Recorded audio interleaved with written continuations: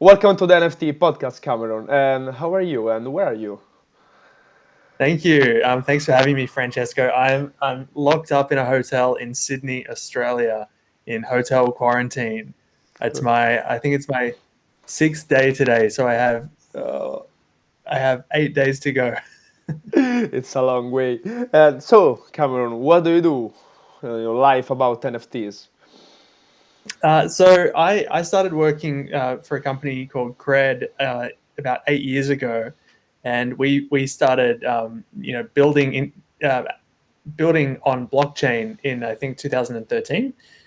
And then we started building our NFT application in 2018. So what our background is that our products have been building white label social platforms for brands, and we realized that when the NFT standards came out, that NFTs were a way that brands would basically be able to um, create a store of value for their digital assets. And so we saw that as a really fit with our Kred audience, and we started building a platform that would help brands to basically create branded end-to-end experiences where they could create their own NFTs and distribute them to their audiences. Cool, cool. And I've seen like the Cred has got like different verticals. So, for example, like for creators, for enterprise, and for events. I don't know why, but I'm most excited about Cred events. Would you like to tell me more about that? What's Cred events? Do you know, it's funny because so we started building the platform in 2018. As I mentioned, it was live at like the end of 2018, and my job as the director of marketing, we were thinking about what we could do to help sort of engage the community. And we were traveling, we were going to lots of different blockchain events, and we realized that all these crypto events, they were all about ICOs and things like that. And so we realized that there was a real need for NFT focused events. And so we started organizing our own called NFT NYC. And the first year we hosted NFT NYC, which was, I think, February 2019. We thought, how can we use NFTs to improve the event experience? And so that's when the NFT swag bag was born, which basically, creates a digital version of that experience when you go to an event and you get the bag with all the stuff from sponsors and organizers and things like that. We create a digital version of that so that we help the organizers, the speakers, the sponsors deliver NFTs to each of the attendees and help them understand what their offering is, or help them understand, what value they're bringing to the event. That's amazing. That's amazing. You are very early in this because I never seen like events in the NFT space, and you are already like building a platform for it. So it's a platform like Red. You offer like an end-to-end services like for businesses and events. Yeah, yeah, that's right. It's a SaaS product, so we charge a fairly reasonable monthly fee depending on what features you want to access, and then we have the ability to mint a certain number of tokens using that fee. If you want to use a certain chain, or if you want to use Ethereum, you can pay the gas. Cool. So it seems like there is gamification like in Cred, right? Would you like to dive deep more about this? Or would you like to make me some examples of gamification about and how to manage an event with Cred?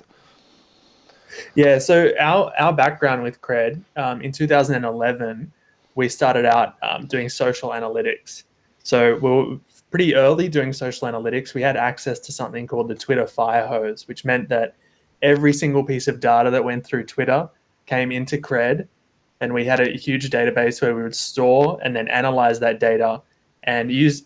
We created a scoring engine that would help people understand how influential they were on social media, and it would help brands identify the right influencers for their different projects and campaigns. And so that's sort of one of the things that we're really focused on, is how we can help brands identify the right people to be engaging with their NFTs, and who their biggest fans are, to reward them with NFTs. So in the NFT Cred platform, everything that happens, so every transaction is scored, so that we can understand, when Francesco signs up, or he goes to an event, or he engages with a certain type of content or a certain type of NFT, that can be reflected later on, and he can be rewarded for doing things like that. Okay, cool. So like people like they hold they keep their NFTs like after the events they use so they've got because I was very interested in your platform and in what Kred does because we've seen a lot of NFTs about art and like people like buy them for like for collectibles but that's not your case. Like I can see a utility in all your NFTs. Yeah. So one of the things, like when we first started working on the platform, we realized that there were a lot of different dApps that were creating NFTs. It was the time when CryptoKitties first came out and things like that, and a lot of people were you know building value around their NFTs using the environment or the economy that those NFTs were built into. So it may have been, having a sword in a game or having a rare crypto kitty because there was an environment with other crypto kitties that were less rare. And that's how they created value. What we really wanted to do was empower brands to start using NFTs, but giving the NFTs inherent value without needing to build these big economies surrounding them. So we focus on what we call actionable NFTs. So how do we create an NFT that can be redeemed for something? And so in 2018, when we first launched the platform, we started talking about redeemable NFTs, which now, we're starting to see some other people start to do that as well. Yeah. But, some of the coolest examples have been NFTs that redeem for, an hour of someone's time, where I could take, Francesco's NFT and use it to schedule a meeting with him or a recording of the podcast, or an NFT that redeems for access to a piece of audio content or video content, or a discount on a Shopify store, for example. Yeah, that's so cool. And this is why also I'm so excited about tomorrow the Gravy's drop about of NFTs because there will be like a utility also in him too, I'm sure. Cool. And like so what's like other few other features of Cred about maybe enterprise and creators that you're more excited about that you want to share with us? Yeah, thanks. So I think at its most basic, what we do is we have a platform where individuals can come and they can start playing and creating their own NFTs. But the most exciting thing I think that we do is that we create what we call a white label NFT hub. And we call it a hub and not a marketplace because a marketplace is really part of the experience, but it's not the entire experience.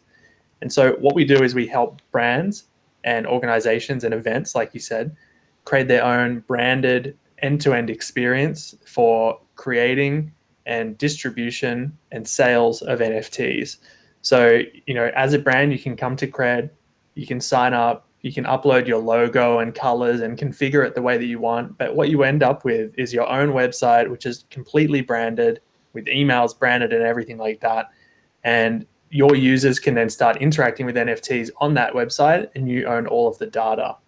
So I think that's the most exciting thing that we do. And you mentioned enterprise. The sort of next level up is like if you want to integrate those into your existing application, you can get access to our APIs and things to do that as well. That's huge, really, the first NFT platform. And like, what's your, I don't know, what's your, like your favorite like client case study that we already work with? That's something that excited you the most. Oh, it's hard to say. We have a project that we're working on now with an actor. I won't say who he is yet because it hasn't gone live yet. We're expecting to go live in a couple of weeks. But this guy, he's an actor. He's got 10 or 15 million followers on Instagram, and his fans are the type of fans that are sending him fan art all the time. And so what we're doing with him is creating a place where his fans can, instead of just sending him fan art, they can submit their fan art and he will choose and endorse and distribute the fan art to all of his fans as NFTs. Wow. And so, yeah, it's really cool because, it means that as a fan, you can actually get a piece of art from your favorite celebrity. And, if you're a super fan, you can bid on like a very rare one of one signed version of that artwork. Wow. So he'll be putting the one of one up for sale on OpenSea, and it'll be an auction, and the proceeds of the auction get split between the artist and the charity. So I think that excites me because it's not just about someone getting rich; it's about them, engaging their audience and supporting a good cause at the same time. So I think that's the thing that excites me the most. That's powerful, of course. Yeah, like communities and audiences are going to be like more empowered from NFTs, and we are going to see like this wall between artists, creators, and their communities like to become smaller and smaller. Now they can contribute to one to each other, and they can choose. They've got like also power of like as we see like in DAOs, so decentralized autonomous organization. Like we see that like some communities start having like power and government, like how we say like government tokens. So they've got like power in Yeah. decisions of creators and artists. And are you working like to build like a more decentralized also world about like NFTs? I think so. I think though that the real challenge, like the biggest goal that we have, I think for everyone in this ecosystem, I think the biggest goal that we need to have is, broader adoption and more understanding, because as more and more people start to use the technology, the value of the things that we think are valuable, like NFT art or, rare things that are registered as NFTs, will increase because there'll be a bigger market for them. But I think for that to happen, what we need is more mainstream brands and mainstream user experiences using NFTs. And I think the biggest challenge with that is that big brands are very slow to move. And one of the things that they're very, very careful about is who owns the data. And so it's very, very important. We talk about decentralized organizations, but when we talk about adoption of the technology, we really need buy-in from major brands, I think. And for that to happen, I think we need to be really conscious about data ownership and data sovereignty. So where data is stored, whether it's IPFS or whether it's S3 or whether it's a brand's data vault. But I think there's some challenges. I don't think DAOs will necessarily just automatically come in and save the day. I think there's sort of a two-pronged approach that we need to have. Yeah, yeah, of course. And yes, and it's something that I always wondered, like how like companies like you and other companies that of course we learned like the power of data. How can like you collect data if you are in the blockchain? And like, okay, yes, they are open to anyone, but like what's the different use if there is that you can do with this data? Yeah, that's right. And like, and also like, if you want more and more people to use things, like it's really great to have exciting technology that people in the NFT community care about, and we get excited about it. But it's meaningless unless we can create experiences that everyone can start using the technology and not be scared of it. Because if you've been around the crypto world for a little while, and I think like normal people, like when you and I talk to our parents, they probably think the word crypto is like a dirty word. They think it means scam. They think they're going to lose their money. And so we need to be really careful that the technology doesn't sort of go down that path, and that it goes into projects where it's an underlying technology that empowers really great user experiences, and people will start to engage with it, and sometimes they won't even know that they're doing it. Yeah, yeah, totally agree. Yeah, I was reading the other day to like Anthony Pom podcast, and he said like Bitcoin is the most safest place to put your money. And why? Because like because like companies that like habilitate like the possibility of buy Bitcoin, they need to have like more regulations than a usual company in the financial institution. So you need to have more permissions, more permission, and then like there is like this kind sort of thing that like Bitcoin is impossible like to be hacked. So yeah, of course, I agree that it's not like so scam anyway now the crypto world.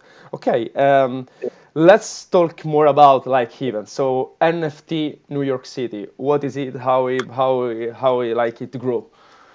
How it Yeah, started? great question. Well, I think I sort of started our talk today by saying that I'm a marketing director for Kred, and one of the things that has been my job is to help increase the awareness of what we do.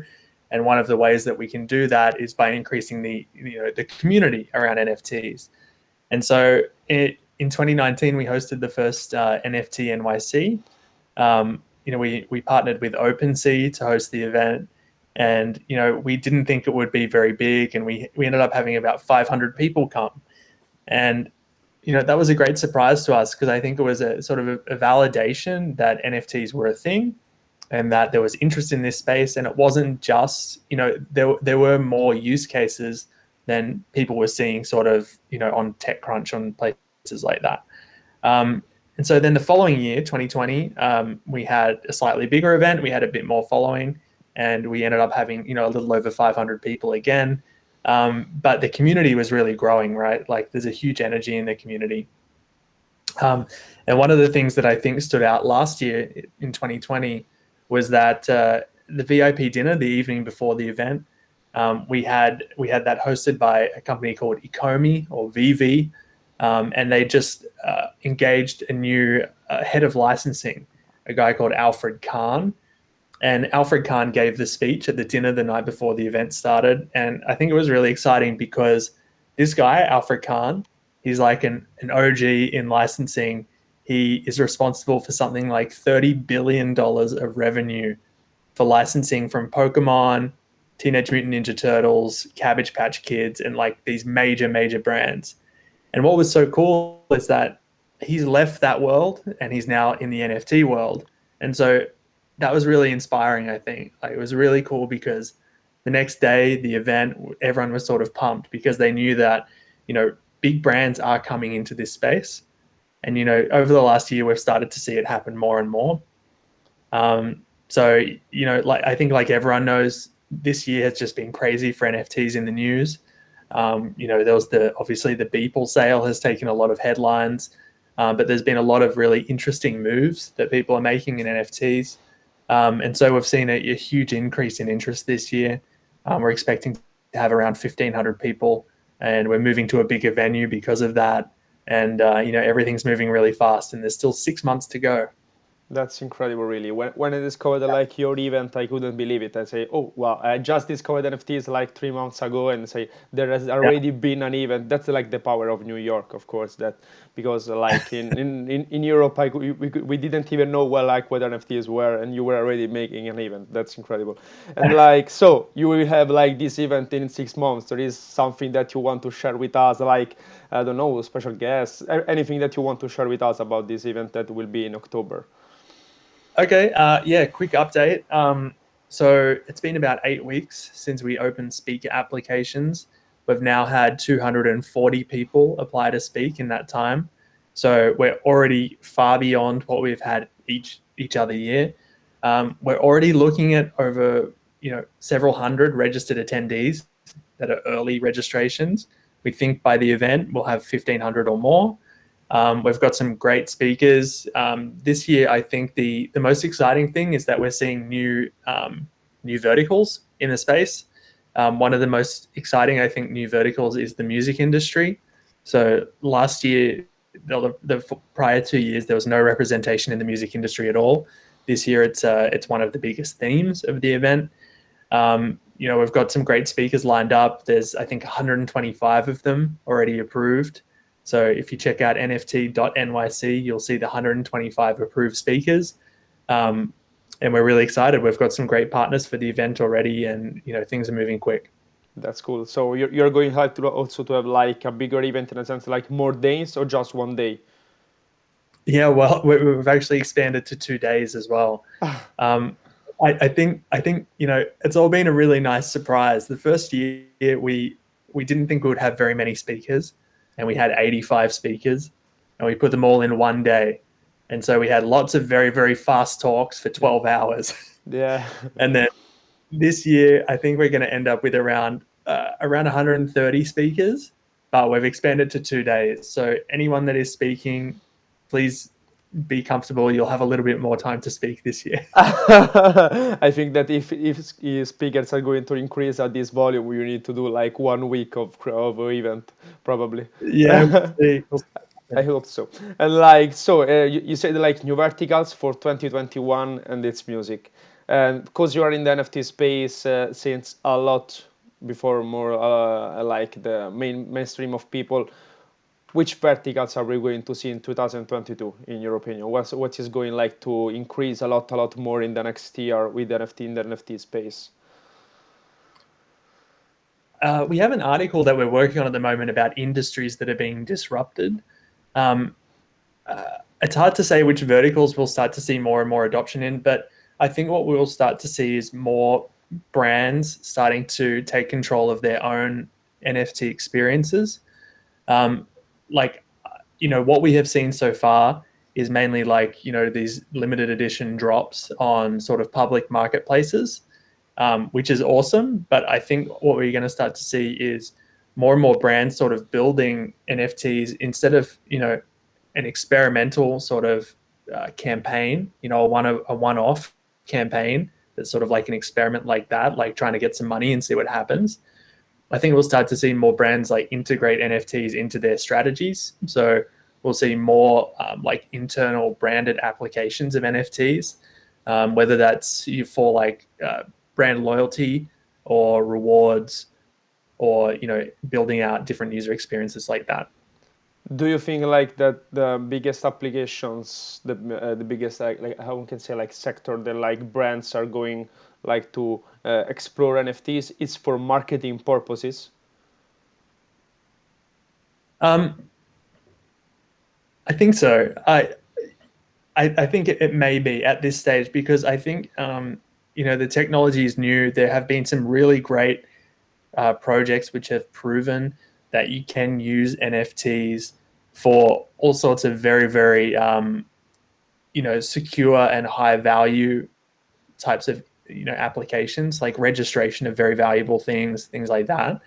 I think though that it's still early in that, because it's a new technology, and a lot of organizations that have sort of archaic or old-fashioned systems, it will take a long time for them to build enough trust to move over to new systems like that. So I think like in the short term, marketing is a really good way for brands to sort of experiment and measure the success of how this works for them. But I think, but I think that's in the short term, I think marketing is how brands will start to use NFTs. That's cool. Very cool to listen about like because I started my career in marketing and of course I didn't even know about NFTs and it's funny how to see that like my sector is going to be like the first one that will like connect like this traditional world of companies to like digital world of companies, both one in the blockchain and one not in the blockchain.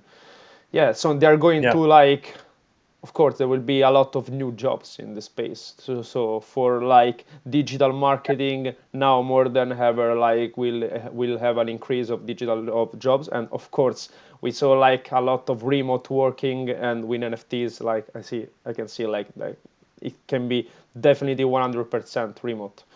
And like Yeah. about this, like I wanted to ask you, are you like expanding your companies? Are you like looking for new people, especially maybe in marketing, like in Kred? Yeah. We've in the last few months we've hired about 4 new people. So I think we're seeing, across the board in this industry, we are seeing everyone is hiring. There is growth. I mentioned before that we've worked with OpenSea for a few years. They're seeing astronomical growth. They're doing fantastic things. I think Alex was saying that they had, around $100 million of revenue in a month, and that's sort of like their standard now. And so they've obviously had to, scale up their team. And I think most companies are experiencing that sort of growth at the moment, which is really exciting. Cool. So business is going very well. I'm very happy for that. So thank you, Cameron, for coming here today. And I really not a lot more about Cred, and I'll definitely like put all your links in the description because I really want people to understand what's the power of like events and the future of events and exhibitions in the NFT space. And we're going to see a lot of in this world. Yeah, thanks for having me.